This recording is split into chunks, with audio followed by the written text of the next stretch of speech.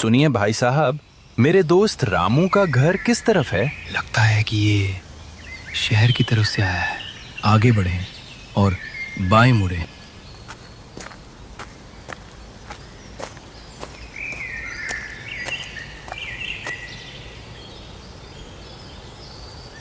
Munna, uncle Kamlesh के पास जाओ और थोड़े चावल और दाल ले आओ।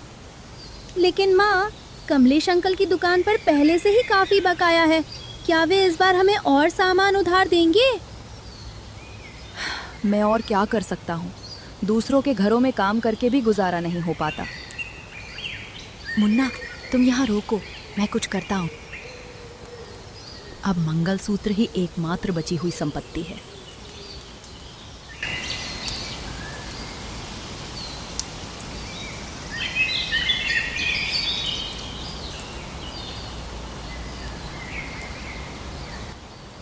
चाचा, कुछ सामान लेना है। क्या फिर से सामान लेना है? क्या मैं तुम माँ बेटी के लिए दुकान खोल के रखे हैं? सबसे पहले अपना बकाया चुका दे, उसके बाद ही राशन मिलेगा। अंकल, माँ ने मुझे ये आपको देने के लिए कहा था। ये लीजिए। इस मंगलसूत्र से कर्ज का और कितना हिस्सा चुकाया जाएगा? ठीक है, मैंने आज आपको कुछ दिया है, ये रहा।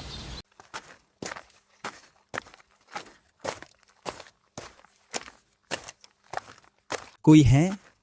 क्या ये रामू का घर है? हाँ, आपको पहचाना नहीं? कौन है आप? मैं रामू का बचपन का दोस्त रतन हूँ। उस समय मैं शहर चला गया था, जबकि वो गांव में ही रहा। क्या हुआ? तुम क्यों रो रहे हो? मैं क्या कहूँ, आपका दोस्त अब हमारे बीच नहीं रहा। क्या?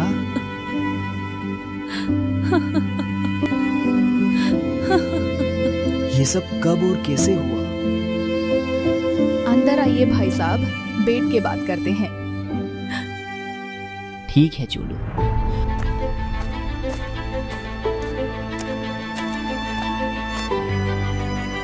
हुआ ये कि उस दिन जोरों की बारिश हो रही थी और वो खेत जोत रहा था। अचानक उनकी तबीयत बिगड़ गई और उन्हें अस्पताल ले जाया गया। फिर उनका निधन हो गया। इतना कुछ हो गया और मुझे कुछ पता ही नहीं चला। दुखी मत हो, सब ठीक हो जाएगा। मैं थोड़ी देर के लिए बाहर जा रहा हूँ। रामू के दोस्त के तौर पर मुझे उसके परिवार के लिए कुछ करना चाहिए, लेकिन क्या किया जा सकता है? माँ, आप क्या पका रही हैं? मैं भला क्या पका सकता हूँ? पकाने के लिए कुछ भी नहीं है, बस दाल और चावल है। तो मैं खिचड़ी बना रही हूँ। मुझे नहीं पता कि मेहमान को क्या परोसूंगी। तो क्या हुआ माँ? वैसे हमारे घर कौन आया है माँ? वे तुम्हारे पिता के दोस्त हैं। जाओ और उन्हें यहाँ ले आओ। मैंने खाने का इंतजाम कर लिया है। जी मम्मी।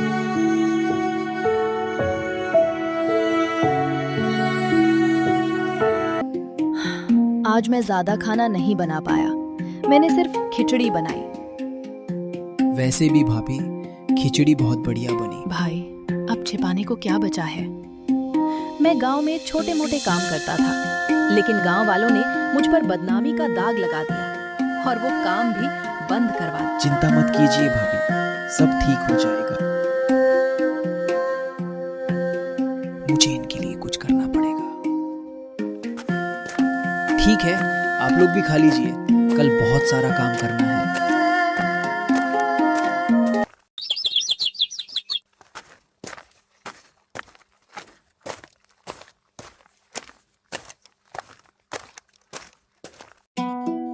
भाभी, अरे भाभी, देखो क्या आया है, बाहर आओ।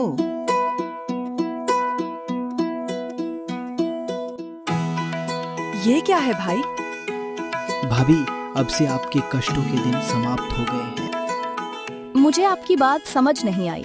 कल आपकी बनाई खिचड़ी चखने के बाद मुझे एहसास हुआ कि आपको सच में इसे बनाना आता है। तो मैंने सोचा कि अगर ये खिचड़ी बाजार में कम कीमत पर बेची जाए तो काफी मुनाफा कमाया जा सकता है। वो कैसे? अगर हमारी लोकल मार्केट में इस ठेले से हर सुबह खिचड़ी बेचना शुरू कर दें तो? हो सकता है कि आप सही हो। ठीक है, तो जल्दी तैयार हो जाओ और बाजार आ जाओ। मैं दुकान का इंतजाम कर दूंगा।